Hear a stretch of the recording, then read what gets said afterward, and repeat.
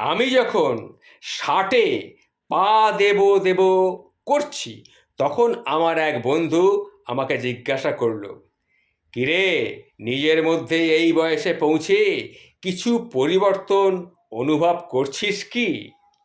তখন আমি তাকে উত্তর দিয়েছিলাম, এত বছর সবাইকে ভালোবাসা দেবার পর এবার শুধু নিজেকে ভালোবাসতে শুরু করেছি। হ্যাঁ, আমি পরিবর্তিত হচ্ছি।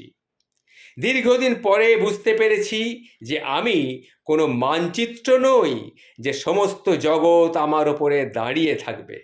তাই সবাইকে ঝেড়ে ফেলে আমি আস্তে আস্তে বদলে যাচ্ছি।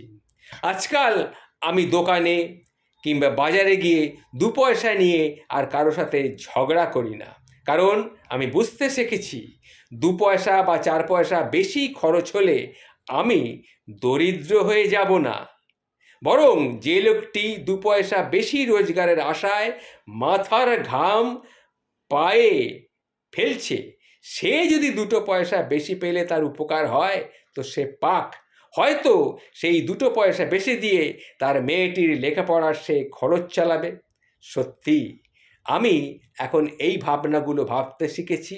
সত্যি আমি বদলে যাচ্ছি।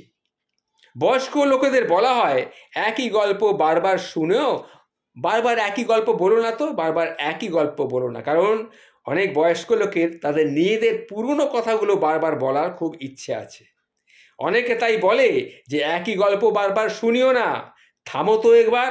এসব কথাগুলো আমি বহুবার শুনেছি। আমি বুঝতে শিখেছি এই গল্পগুলোর মধ্যে তাদের অতীতের স্মৃতিও কিন্তু জড়িয়ে রয়েছে, যা তাদের নিস্তরঙ্গ জীবনে কিছুটা আনন্দ বয়ে আনে।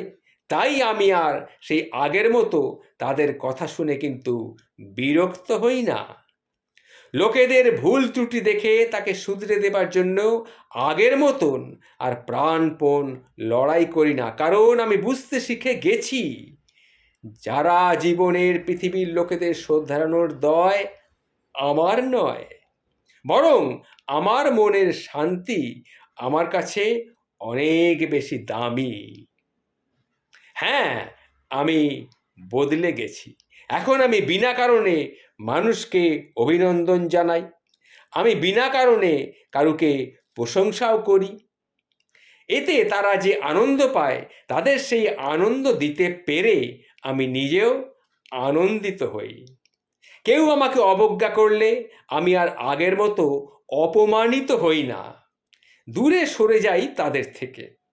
আমি বুঝি তারা হয়তো আমার মূল্য বুঝতে না পেরে আমায় অবহেলা করছে, কিন্তু আমি তো জানি আমার কাছে আমি অমূল্য। আজকাল আবেগে যখন তখন অপ্রকাশিত প্রকাশ আমাকে আর লজ্জিত করে না, কারণ আমি শিখে গেছি যে এই আবেগগুলোই আমাকে মানুষ বলে নিজের কাছে নিজের পরিচয় করিয়ে দেয়। এখন আমি আর নিজের ইগোকে আঁকড়ে ধরে থাকি না। বুঝে গেছি ইগো মানুষকে একাকিত্বের দিকে ঠেলে দেয়, বরং এটি ছেড়ে দিলে সম্পর্কগুলো আরও সুন্দর হয়ে ওঠে। তাই আমি এখন চেষ্টা করছি প্রতিটি দিন, জীবনের শেষ দিন পর্যন্ত নিজের মতো করে বাঁচতে, নিজের মতো করে আনন্দে বাঁচতে। এটাই আমি চেষ্টা করছি বন্ধু, এটাই আমি চেষ্টা করছি। নমস্কার।